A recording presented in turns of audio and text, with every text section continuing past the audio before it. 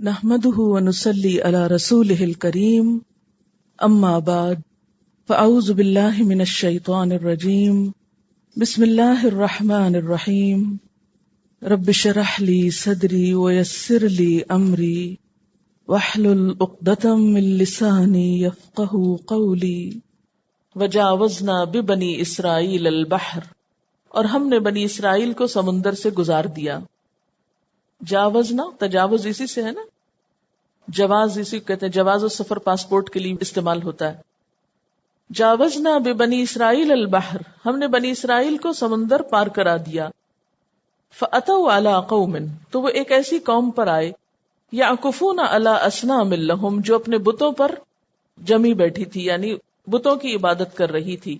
قالوا یا موسیٰ، کہنے لگے اے موسیٰ، اجعل لنا الہا، ہمارے لیے بھی ایسا ہی الہ بنا دے، ایسا ہی بت چاہیے، کما لہم آلہہ، جس طرح ان کے بت ہیں. اب بنی اسرائیل سمندر پار کر کے جب خشکی پہ آتے ہیں، موسیٰ علیہ السلام ان کو ساتھ لے کے جا رہے ہیں. راستے میں وہ دیکھتے ہیں کہ ایک قوم ہے جو بتوں کی پوجا کر رہی. ان کو دیکھ کے ان کا دل پھر للچا گیا، کیونکہ ساری زندگی جو ان کے ساتھ گزاری تھی، اپنے پیغمبر سے کہنے لگے کہ ہمیں بت چاہیے. قالوا یا موسیٰ اجعل لنا الہا کما لہم آلہہ. بالکل ایسے لگتا ہے جیسے کہ بچگانہ ذہن ہے. جیسے بچے اگر آپ ان کو بازار لے جائیں تو جو بھی کوئی چیز دیکھیں گے مطالبہ کریں گے کہ ہمیں بھی ایسا ہی کھلونا چاہیے، یا کسی کے گھر جائیں گے کسی بچے کے پاس کوئی چیز دیکھ لیں گے تو کہیں گے ہمیں بھی وہی چیز لا کر دیں. تو یہی حال بنی اسرائیل کا تھا، کیونکہ غلام قوم تھے نا، کوئی ذہنی ان کی ترقی میچورٹی تو ہوئی نہیں تھی. ساری زندگی انہوں نے دیکھا فرعونی بت پوجتے ہیں، حالانکہ یہ تو پیغمبروں کی اولاد تھی اور ان کو تو سب اپنے دین کا کچھ نہ کچھ معلوم تھا، لیکن وہ سب کچھ اپنا بھول بھلا کر جو کچھ سامنے ہو رہا تھا، ظاہر پرست لوگ ہو جاتے ہیں نا. جب غلامی ایک ایسی چیز ہے کہ جس سے قومیں صرف ظاہر سے نہیں، اندر سے ان کے دل دماغ جو ہے وہ بھی پھر جاتے ہیں، وہ بھی غلام ہو جاتے ہیں. ذہنی طور پر ہم غلامی سے نہیں نکل سکے، ہمارے دماغ ہمارے دل ابھی تک غلام ہیں، جکڑے ہوئے ہیں ان ساری چیزوں میں جو خدا کی نافرمانی کی ہیں. یہی حال بنی اسرائیل کا تھا. کہنے لگے ہمیں بھی ایسا الہ چاہیے. قال انکم قوم تجہلون، موسیٰ علیہ السلام نے کہا تم لوگ بڑی نادانی کی باتیں کرتے، یہ تو بالکل جہالت پر مبنی باتیں. ان ہؤلاء متبر ما هم فیہ، یہ لوگ جس طریقے کی پیروی کر رہے ہیں وہ تو برباد ہونے والا ہے. متبر کا لفظ جو ہے تبر سے ہے، تیبرے، پگھلانے کے لیے ڈالنے سے پہلے چاندی سونے کے جو ریزے ہوتے ہیں ان کو کہا جاتا ہے تبر. سونے کی رو شکل دیکھی کبھی آپ نے؟ نہیں دیکھی. آپ کے خیال میں آپ کا امیجنیشن کیا کہتا ہے کہ سونا کان سے کس شکل میں نکلتا ہے؟ ٹکڑوں کی شکل میں؟ کس شکل میں ہوتا ہے؟ ذرات وغیرہ کی شکل میں ہوتا ہے. وہ اس طرح مٹی کے اندر ملا ہوا ہوتا ہے، یا وہ جمع ہوتا ہے، بیچ میں چپکا ہوتا ہے، پھر اس کو چھانا جاتا ہے اور پھر اس کو صاف کیا جاتا ہے تو ذروں کی شکل میں ایک طرح سے ہوتا ہے. تو یہ جو ذرات ہوتے ہیں سونے چاندی کے، ان کو تبر کہتے ہیں، یعنی وہ بالکل بکھرے ہوئے ہوتے ہیں. تو کوئی بھی چیز جو بن کے بالکل بکھر جائے، چور چور ہو جائے اور بہت ہی چھوٹے ذروں میں بکھر جائے، اس کو متبر کہتے ہیں. پھر تو یہ سب کچھ تو برباد ہونے والا ہے، چور چور ہو جانے والا ہے جو کچھ یہ کر رہے ہیں. وَبَاطِلٌ مَا كَانُوا يَعْمَلُونَ، اور جو کام وہ کر رہے ہیں وہ سراسر باطل ہے. قال اغیر اللہ ابغیکم الہا، موسیٰ علیہ السلام کہنے لگے کیا اللہ کے سوا میں تمہارے لیے کوئی اور الہ تلاش کروں؟ وَهُوَ فَضَّلَكُمْ عَلَى الْعَالَمِينَ، حالانکہ اس نے تم کو تمام جہانوں پر فضیلت دی ہے. یہ کون سی فضیلت تھی؟ نسلی یا منصبی؟ منصبی. تو بنی اسرائیل نے کیا سمجھ لیا اس کو؟ نسلی، کہ ہم پیغمبروں کی اولاد ہیں اس لیے ہماری فضیلت ہے، خواہ ہم کوئی کام کریں یا نہ کریں. ایک قومی فضیلت کے ذم باطل میں مبتلا ہو گئے کہ چونکہ ہم بنی اسرائیل ہیں اس لیے ہم افضل قوم ہیں. وَإِذْ أَنْجَيْنَاكُمْ مِنْ آلِ فِرْعَوْنَ، اور جب نجات دی ہم نے تم کو آل فرعون سے. یسومونکم سوء العذاب، وہ تم کو برا عذاب چکھاتے تھے. یقتلون ابناءکم، تمہارے بیٹوں کو قتل کر دیتے. ویستحیون نساءکم، اور تمہاری عورتوں کو زندہ چھوڑ دیتے. وفی ذالکم بلاء من ربکم عظیم، اور اس میں تمہارے رب کی طرف سے بہت بڑی آزمائش تھی. آپ پیچھے سورۃ البقرہ میں اس کے بارے میں تفصیل سے پڑھ چکے ہیں کہ کس طرح یہ قوم آزمائی جا رہی تھی. ابھی تک جو کچھ آپ نے پڑھا ہے کیا چیز آپ کے سامنے آتی؟ فرعون اور بنی اسرائیل کے بیچ میں جو کچھ ٹسل چل رہی تھی اور جس طرح بنی اسرائیل ظلم و ستم کا شکار تھے اور طرح طرح کی مصیبتوں کا، اس موقع پر انہیں کس قسم کی تعلیمات دی گئی. اور کس قسم کا طرز عمل اور رویہ اختیار کرنے کے لیے کہا گیا، اور اس میں ہمارے لیے کیا سبق ہے۔ فرعون جو ہے، فرعون ہونے کے علاوہ ایک سمبل بھی بن گیا ہے۔ کس چیز کا سمبل ہے فرعون؟ تکبر کا، ظالم حکومت کا، ایک ظالمانہ نظام کا۔ اور اس کے مقابلے میں بنی اسرائیل ایک قوم بھی ہے اور ریپرزینٹ کرتی ہے کس کو؟ ایسی اقوام کو، ایسے لوگوں کو جو دنیا میں پس رہے ہیں، دوسروں کی غلامی کا شکار ہیں، دوسرے جن کو ایکسپلائٹ کر رہے ہیں، جن پہ ظلم و ستم کر رہے ہیں۔ کیا ایسا نہیں لگتا کہ کل تک جو حالات بنی اسرائیل پہ تھے، آج وہی حالات مسلمانوں کے ساتھ ہیں؟ بنی اسرائیل کو نجات اس سارے ظلم و ستم سے کس بنا پر ہوئی؟ اللہ تعالیٰ کے الفاظ میں وَتَمَّتْ كَلِمَةُ رَبِّكَ الْحُسْنَى عَلَى بَنِي إِسْرَائِيلَ بِمَا صَبَرُوا ان کے صبر کی وجہ سے۔ ان میں پیغمبر اٹھا جس نے ان کی اصلاح کی، جب وہ بدلے تو اللہ نے ان کا حال بھی بدل دیا۔ خدا نے آج تک اس قوم کی حالت نہیں بدلی، نہ ہو خیال جس کو آپ اپنی حالت کے بدلنے کا۔ تو جب تک ہم نہیں بدلیں گے اس وقت تک اللہ کے فیصلے بھی نہیں بدلیں گے۔ یعنی آج اگر مسلمانوں کا کوئی دشمن ہے تو اس کو سنبھالنا تو اللہ کا کام ہے۔ اگر ہم اتنے ہی بے بس ہیں کہ ہم ہر لحاظ سے بنی اسرائیل سے بھی گئے گزرے ہیں کہ ہمارے پاس کچھ نہیں، لیکن اصل بات یہ کہ اگر تمہیں زمین میں اقتدار ملے تو تم سے یہ دیکھا جائے گا کہ تم کیا کرتے ہو، اور کیا تمہارے اندر وہ کوالٹیز ہیں کہ تم اپنے دشمنوں کے مقابلے میں ایک بہتر ماحول دنیا میں قائم کرو، امن و امان قائم کرو۔ اور ہم دیکھتے ہیں کہ بنی اسرائیل پر جب یہ وعدہ تمام ہوا، حضرت داؤد علیہ السلام اور حضرت سلیمان علیہ السلام کی حکومت آئی تو وہ فرعون کی حکومت سے بھی کہیں بڑی تھی، لیکن اس میں جہاں دنیاوی اعتبار سے آپ دیکھیں کہ فرعون کو تو اڑنے کے اور سفر کرنے کے ایسے مواقع اور یہ سب کچھ نہیں ملا ہوا تھا، نہ وہ پرندوں کی بولیاں جانتا تھا۔ انشاءاللہ سورہ سبا وغیرہ میں آگے آپ دیکھیں گے کہ جو حضرت داؤد اور سلیمان علیہ السلام کی حکومت تھی، ایسی دنیا میں کسی کو طاقت ملی ہی نہیں۔ تو یہ بنی اسرائیل کی حکومت تھی بیسیکلی، تو ان کو جو کچھ ملا وہ ان کے دشمنوں کو بھی نہیں ملا تھا۔ لیکن بات یہ ہے کہ اس کے لیے تم کتنا تیار ہو۔ فَيَنظُرَ كَيْفَ تَعْمَلُونَ۔ تو آج کے دور میں پیغمبر تو نہیں آئیں گے، لیکن زمین اللہ کی ہے، جسے چاہتا ہے اقتدار دیتا ہے، لیکن اقتدار دینے کے بھی اس کے اپنے فیصلے ہیں کہ کون کہاں کس چیز کو ڈیزرو کرتا ہے، کس کے اندر کیا قابلیت اور صلاحیت ہے، وہ کیا عمل کر رہا ہے، وہ اس کے لیے کتنا پریپیئرڈ ہے، کتنا تیار ہے۔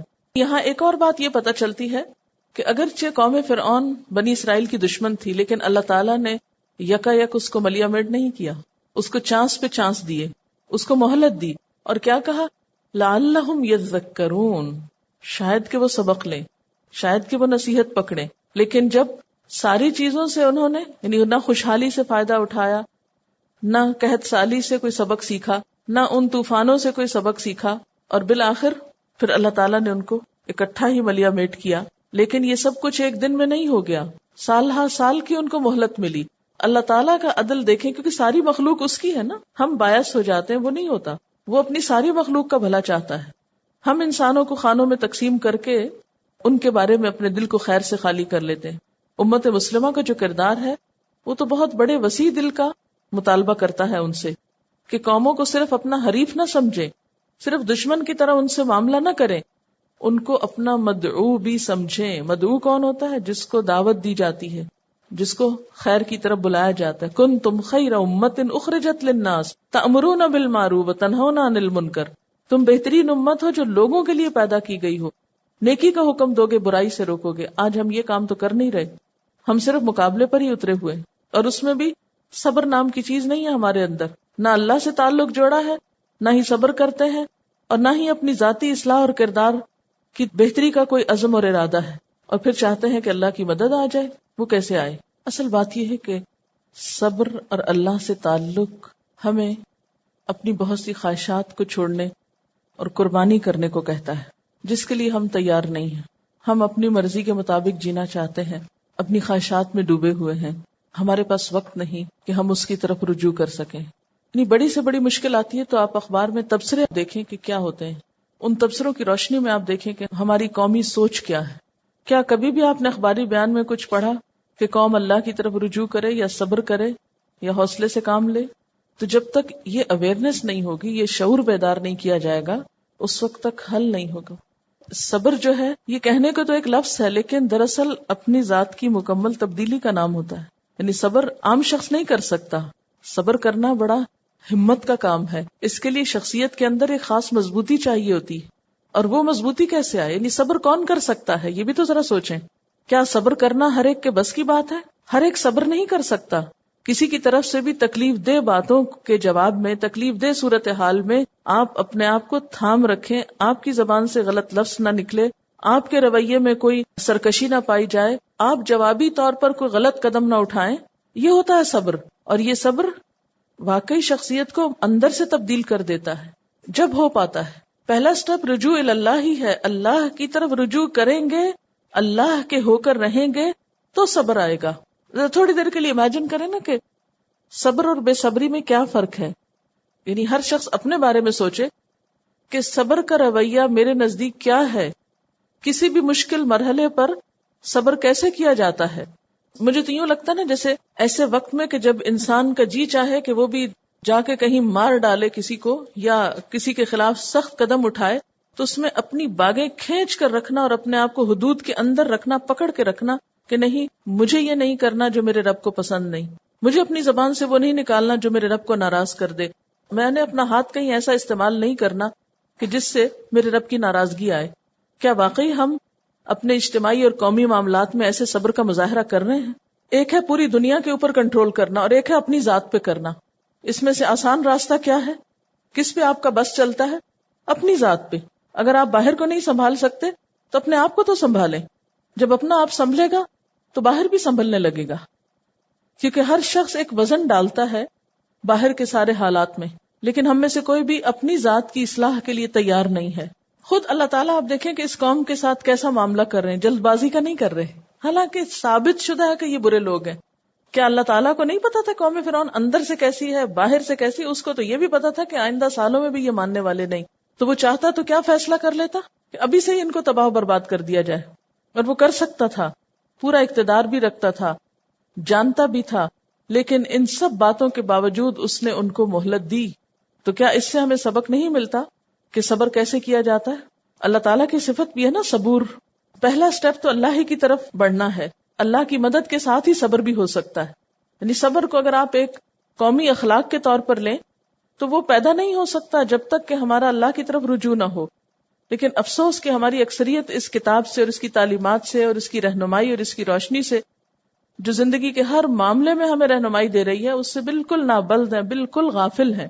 آپ دیکھیے کہ ہماری اصل مشکل یہ ہے کہ ہمیں اپنے اندر کوئی غلطی نظر ہی نہیں آتی. ہم ہمیشہ دوسرے کو بلیم کرتے ہیں ہر خرابی کے موقع پر. اور اگر اپنی غلطی کو دیکھنا چاہیں ہم تو اس کے لیے بھی تو صبر چاہیے ہوتا ہے نا. اور اپنی غلطی بسا اوقات انسان خود دیکھتا ہے، بعض اوقات کوئی آپ کو دکھاتا ہے. جب کوئی آپ پہ تنقید کرتا ہے تو اس وقت پھر آپ کا رویہ آگے سے کیا ہوتا ہے؟ اس کو ایکسپٹ کرنے کا یا اسے ریجیکٹ کرنے کا؟ یعنی مثلاً ہر ایک اپنے بارے میں سوچے کہ اگر آپ کو خود اپنی کوئی غلطی نظر نہیں آتی اور کوئی اور آپ کو بتاتا ہے تو آپ جواب میں کیا کرتے ہیں؟ اس پر پھر اللہ سے رجوع کرتے ہیں کہ یا اللہ یہ ہماری غلطی دور کر دے یا ہماری اصلاح کر دے، یا آپ اس بات پہ ٹھن جاتے نہیں ہماری تو غلطی نہیں ہے. یعنی کسی بھی کرٹیسزم کے موقع پر ہمارا طریقہ کار کیا ہوتا ہے، ہمارا طرز عمل کیا ہوتا ہے؟ ہم نے اپنے دوستوں کی تعداد میں اضافے کی بجائے دشمنوں کی تعداد میں اضافہ کر لیا ہے اپنی بے صبری کی وجہ سے اور اپنے رویوں کی وجہ سے. کسی نے لکھا ہے کہ ہم صبر سے یہ معنی لیتے ہیں کہ آنکھیں بند کر لیں ہر خرابی سے اور ہاتھ پیر چھوڑ کر بیٹھ جائیں. حالانکہ صبر یہ ہے کہ نیگیٹو ریاکشن سے بچ کر پازیٹو اصلاح اور کمی کو دور کر کے جو چیزیں اقوام عالم کو ترقی دیتی ہیں اور محنت کا جذبہ اپنے اندر پیدا کریں اور آخری حد تک اللہ تعالیٰ سے مدد مانگیں. یعنی صبر صرف یہ نہیں ہے کہ آپ خاموش ہو جائیں، بلکہ اس کے ساتھ ساتھ سخت جان بھی ہو، محنت اور مشقت بھی کرنے والے ہوں، کچھ کر کے دکھانے والے ہوں. وَوَعَدْنَا مُوسَىٰ 30 لَيْلَةً، اور وعدہ دیا ہم نے موسیٰ علیہ السلام کو 30 راتوں کا. مصر سے نکلنے کے بعد جب بنی اسرائیل پر غلامانہ پابندیاں ختم ہو گئیں اور انہیں ایک خود مختار قوم کی حیثیت حاصل ہو گئی تو اللہ تعالیٰ نے موسیٰ علیہ السلام کو کوہ سینا پر طلب کیا تاکہ انہیں بنی اسرائیل کے لیے شریعت عطا کی جائے. اس کے لیے اللہ تعالیٰ نے ان کو پہاڑ پر بلایا. وَأَتْمَمْنَاهَا بِعَشْرٍ، اور ہم نے پورا کیا اس کو 7-10 کے. یعنی بلایا تو 30 دن کے لیے تھا لیکن 10 دن اور اوپر لگ گئے. فَتَمَّ مِيقَاتُ رَبِّهِ 40 لَيْلَةً، تو پورا ہوا اس کے رب کا وعدہ یا مقررہ وقت، میقات، 40 لیلۃ 40 رات کا. اس طرح اس کے رب کی مقرر کردہ مدت پورے 40 دن ہو گئی. اب دیکھیے کہ اللہ تعالیٰ نے موسیٰ علیہ السلام کو شریعت دینے کے لیے پہاڑ پر کیوں بلایا؟ کیا شہر میں نہیں دی جا سکتی تھی؟ کیا فرق تھا؟ اور پورے 40 دن ان کو اپنی پوری قوم سے کاٹ کر الگ ایک پہاڑ پر رکھا اور وہاں ان کو تعلیم دی گئی. پہاڑ پر جو یکسوئی نصیب ہوتی ہے وہ کہیں اور نہیں ہوتی. قوم کے ہنگاموں اور بہت سے شور شرابے سے نکال کر تعلیم کے لیے ایک مکمل یکسوئی اور خاموشی کی ضرورت معلوم ہوتی تھی. جب موسیٰ علیہ السلام جانے لگے، وقال موسیٰ لأخیہ ہارون اخلفنی فی قومی، موسیٰ علیہ السلام نے جاتے ہوئے اپنے بھائی ہارون علیہ السلام سے کہا کہ تم میرے بعد میری قوم میں خلیفہ ہو جاؤ. اخلفنی فی قومی، میری قوم میں میرا خلیفہ بن جاؤ، یعنی ان کو میرے بعد لک آفٹر کرو. یہ یاد رکھیے کہ موسیٰ علیہ السلام حضرت ہارون سے 3 سال چھوٹے تھے، لیکن اللہ تعالیٰ نے نبوت موسیٰ علیہ السلام کو دی اور ہارون علیہ السلام ان کے مددگار کے طور پر موسیٰ علیہ السلام ہی کے کہنے پر پیغمبر بنائے گئے تھے. لہٰذا جب ان کو جانے کی ضرورت پیش آئی، یعنی موسیٰ علیہ السلام کو، تو پیچھے سے ہارون علیہ السلام قوم کے ذمہ دار ٹھہرے. وہ اصلح اور اصلاح کرنا. تو خلیفہ کا سب سے پہلا کام کیا ہے؟ پھر جانشین کا کام کیا ہے؟ یہ ذمہ دار شخص کا کام کیا ہے؟ اصلاح. وَلَا تَتَّبِعْ سَبِيلَ الْمُفْسِدِينَ، اور مفسدین کے طریقے کی پیروی نہ کرنا. یہاں مفسدین سے مراد کون لوگ ہیں؟ قوم کے وہ سرکردہ لوگ، وہ لیڈرز جو اپنے مفادات کے لیے عموماً غلط قسم کے مشورے دیتے ہیں. یعنی ایسے انفلوئنشل لوگ جو اپنے مفادات کے لیے کسی غلط بات کا مطالبہ کریں تو ان کی بات نہیں ماننا. اچھا، یہاں سے ایک عمومی اصول بھی پتہ چلتا ہے کہ جو شخص اصلاح کا بیڑا اٹھائے، تربیت کا کام کرنا چاہے، اس کے لیے ضروری ہے کہ وہ فوکسڈ رہے، وہ لوگوں کی باتوں پر دھیان نہ دے، لوگوں کی باتوں کو زیادہ اہمیت نہ دے. کون لوگوں کی؟ مفسد لوگوں کے، کہ وہ زور آور اثر انداز ہونے والے لوگوں کی باتوں پر زیادہ کان نہ دھرے اگر وہ فساد کی طرف بلا رہے ہوں. دیکھیں، خیرخواہی کی بات تو انسان ہر ایک کی سن سکتا ہے، لیکن جہاں کہیں انسان یہ سمجھے کہ کوئی مخصوص گروہ، کوئی مخصوص شخص اپنے نظریات کے پرچار کے لیے یا اپنے مخصوص مفادات کی خاطر آپ سے کوئی کام نکلوانا چاہتا ہے اور آپ کو آپ کے مقصد سے ہٹانا چاہتا ہے، تو ایسی باتوں کو ہٹا دینا چاہیے اور انسان کو وہی کام کرنا چاہیے جس کے لیے وہ نکلا ہے. یعنی دین کا کام اس وقت تک صحیح طور پر نہیں ہو سکتا جب تک مفسدین کی پہچان نہ ہو. مفسد کون ہوتا ہے؟ بگاڑنے والا. تو اصلاح اور بگاڑ دو الگ الگ چیزیں ہیں. اصلاح فساد کی ضد ہے. اصلاح ہو نہیں سکتی جب تک کہ آپ مفسدین سے بچ کر نہ رہیں.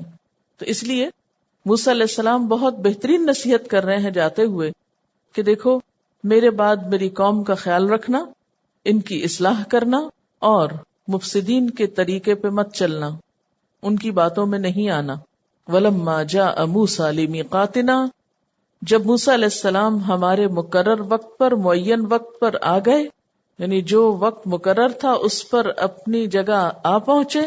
وَكَلَّمَهُ رَبُّهُ، یہاں آ کر رب نے ان سے کلام کیا. جب کلام کیا تو ایک اور خواہش کا اظہار کیا. قال رب ارنی، کہا اللہ تعالی مجھے اپنا آپ دکھائیے. انظر الیک، میں تجھے دیکھ سکوں. قال لن ترانی، کہا تو مجھے ہرگز نہیں دیکھ سکتا. قدرتی بات ہے کہ جس سے انسان کو محبت ہوتی ہے اسے دیکھنا بھی چاہتا ہے. تو موسیٰ علیہ السلام کا یہ مطالبہ کوئی ناجائز مطالبہ نہیں تھا، لیکن یہ مطالبہ دنیا میں نہیں پورا ہو سکتا، کیونکہ اللہ تعالیٰ کائنات کی سب سے زیادہ خوبصورت ترین ہستی ہے. لیس کمثلہ شیء، اس جیسی کوئی چیز ہے ہی نہیں. تو اس کو دیکھنا بھی بطور انعام ہوگا. صرف وہ لوگ اسے دیکھ پائیں گے آخرت میں جو ڈیزرو کرتے ہوں گے. اللہ کے نافرمان اور منکر لوگ، کلا انہم ان ربہم یومئذ لمحجوبون، وہ اس دن اپنے رب سے حجاب کرائے جائیں گے، یعنی وہ رب کو نہیں دیکھ سکیں گے. اس لیے اللہ تعالیٰ نے صاف فرمایا لن ترانی، تم دیکھ نہیں سکتے، ہرگز نہیں دیکھ سکتے. وَلَكِنِ انظُرْ إِلَى الْجَبَلِ، لیکن تم پہاڑ کی طرف دیکھو. فَإِنِ اسْتَقَرَّ مَكَانَهُ، پھر اگر وہ اپنی جگہ ٹھہرا رہا، فَسَوْفَ تَرَانِي، تو تم مجھے دیکھ پاؤ گے. فَلَمَّا تَجَلَّى رَبُّهُ لِلْجَبَلِ، پھر جب اس کے رب نے پہاڑ پر تجلی کی، روشنی ڈالی، جَعَلَهُ دَكَّا، صرف اس روشنی کی وجہ سے اس پہاڑ کو ریزہ ریزہ کر دیا. دکا کا لفظ جو ہے دال کاف کاف سے ہے، دکن، نرم اور ہموار زمین، کوٹ کر برابر کرنا. تو اس پہاڑ کو ریزہ ریزہ کر دیا. وَخَرَّ مُوسَىٰ صَعِقًا، اور موسیٰ علیہ السلام بے ہوش ہو کر گر پڑے. یہ بے ہوشی بھی اللہ کی بڑی نعمت ہے. کیسے کہ جب صدمہ ایک خاص حد سے آگے بڑھتا ہے تو اللہ تعالیٰ انسان کو بے ہوش کر دیتے ہیں، کیونکہ وہ اب اس سے آگے اس صدمے کو اٹھا نہیں سکتا. لا یکلف اللہ نفسا الا وسعها کا یہی مطلب ہے کہ انسان ایک حد تک تکلیف برداشت کر سکتا ہے، ایک حد تک کوئی صدمہ برداشت کر سکتا ہے. جب وہ لمٹ ختم ہونے لگتی ہے تو انسان کے سینسز چلے جاتے ہیں، پھر اس کو پتہ ہی نہیں ہوتا کہ ہو کیا رہا. تو پورے پہاڑ کا ریزہ ریزہ ہو جانا اور زمین کی طرح برابر ہو جانا، کہاں پتھر چٹانوں والا، کہاں وہ صرف روشنی کی وجہ سے، چند ریز کی وجہ سے ایسے ہو گیا جیسے کوئی نرم چیز ہو، جیسے ریت ہوتی ہے نا، کوٹ کے ریگزار بنا دے، ریت کے اوپر اگر آپ پاؤں رکھے تو ایک جگہ ٹکتی نہیں. کہاں پتھر اور کہاں ریت، دو اپوزٹ چیزیں. تو آپ خود سوچے کہ وہ سارا سین ہوگا کیا کہ ایک روشنی آئے اور پہاڑ سارا بیٹھ جائے اور ہر چیز کا نقشہ بدل جائے. تو اس سے وہ بے ہوش ہو گئے. فلما افاق، پھر جب افاقہ ہوا، جب ہوش آئی، قال سبحانک، تو بولے پاک ہے تو، تبت الیک، میں تیری طرف توبہ کرتا ہوں. وانا اول المؤمنین، اور میں سب سے پہلا مومن ہوں، بن دیکھے تجھ کو مانتا ہوں، میں تیری قدرت کا یقین کرتا ہوں. اس سے کیا بات پتہ چلتی ہے کہ جب انسان اللہ تعالی کے سامنے کوئی ایسی بات کر جائے جو اس کو پسند نہ آئے یا اس کے طریقے کے خلاف جائے تو فوراً رجوع کر لینا چاہیے. سبحانک، اب یہاں توبہ کا طریقہ بتایا گیا ہے. 3 باتیں ہیں. پہلے اللہ کی تعریف بیان کی گئی، سبحانک، تو پاک ہے. دوسری بات تبت الیک، میں تیری طرف توبہ کرتا ہوں. تیسری بات وانا اول المؤمنین، میں سب سے پہلا مومن ہوں. اپنے ایمان کی بھی تجدید کرے انسان، یا اللہ میں تجھ پر ایمان رکھتا ہوں. اسی لیے وہ غم کے وقت کی دعا کیا ہے؟ اللہ اللہ ربی لا اشرک بہ شیئا. حالانکہ انسان شرک نہیں کرتا، اللہ کو رب مانتا ہے، لیکن اس وقت اس ایمان کی تجدید ضروری ہوتی ہے. پھر ری ایشورنس. قال یا موسیٰ، فرمایا اے موسیٰ، انی اصطفیتک، میں نے تجھ کو چن لیا. اب یہ ہم کلامی کا دوسرا موقع ہے. پہلے موقع پر جب بات شروع ہی ہوئی تھی، شوق حد سے بڑا، کچھ اور مطالبہ کر بیٹھے. یعنی اس سے کیا پتہ چلتا ہے کہ اللہ کی محبت میں، اس شوق میں بھی ایک لمٹ ہونی چاہیے، اس میں بھی کوئی ناروا باتیں منہ سے نہیں ہونی چاہیے. بعض اوقات ہم اللہ کی محبت میں بڑے ناروا گستاخانہ جملے بولنے لگتے ہیں. تو محبت کا بھی ایک ادب ہوتا ہے، ایک لمٹ ہوتی ہے. بہرحال اب دوبارہ اللہ تعالی ہم کلام ہوتے ہیں. یا موسیٰ انی اصطفیتک، میں نے تجھ کو چن لیا، علی الناس، لوگوں پر، برسالاتی، اپنے پیغامات کے ساتھ، یعنی رسالت کے ساتھ. میں تجھے اپنا رسول بناتا ہوں، تیرے ذریعے پیغام پہنچانا چاہتا ہوں لوگوں کو. وہ بھی کلامی، اور اپنے کلام کی وجہ سے، یعنی میں نے تجھ سے جو کلام کیا اس بنا پر تجھ کو چن لیا ہے. یعنی موسیٰ علیہ السلام کو اللہ تعالیٰ نے نبوت کے ساتھ ساتھ ہم کلام ہونے کا جو شرف بخشا، یہ ایک بہت بڑی عزت افزائی کی بات تھی. فخذ ما آتیتک، تو جو میں تجھ کو دے رہا ہوں اب اس کو لے لو. وکم من الشاکرین، اور شکر گزاروں میں شامل ہو جاؤ. تو اس سے کیا پتہ چلتا ہے کہ نعمت کے ملنے پر شکر گزاری ضروری ہے. کم من الشاکرین، اور یہ شکر انسان میں پھر تکبر نہیں پیدا ہونے دیتا کہ یہ تو رب کا احسان ہے. اب خذ ما آتیتک وہ کیا ہے؟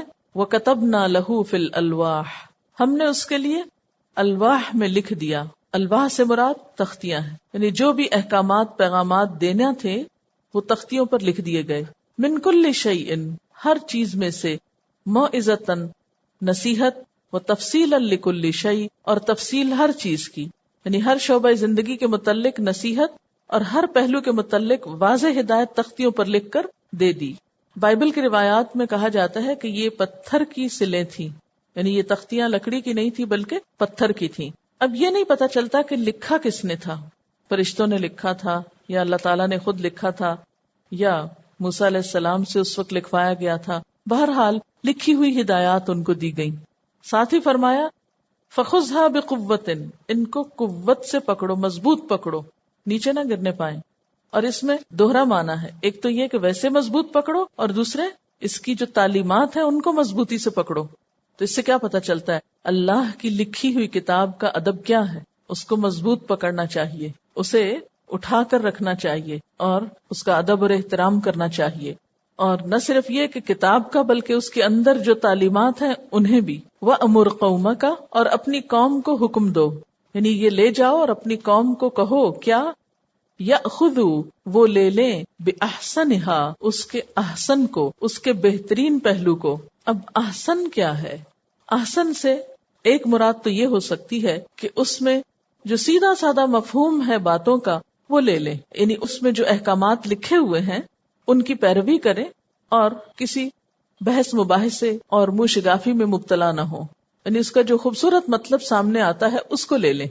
یہ نہیں کہ کچھ لے لیں اور کچھ نہ لیں، یہ نہیں کہا جا رہا. یعنی اس کتاب کا جو حسن ہے وہ لے لیں، اس کا احسن پہلو لے لیں. اس کا یہ مطلب نہیں ہے کہ کچھ تعلیمات احسن نہیں ہیں، ساری ہی کتاب بہت اچھی ہے، لیکن ان تعلیمات کا احسن پہلو لیں.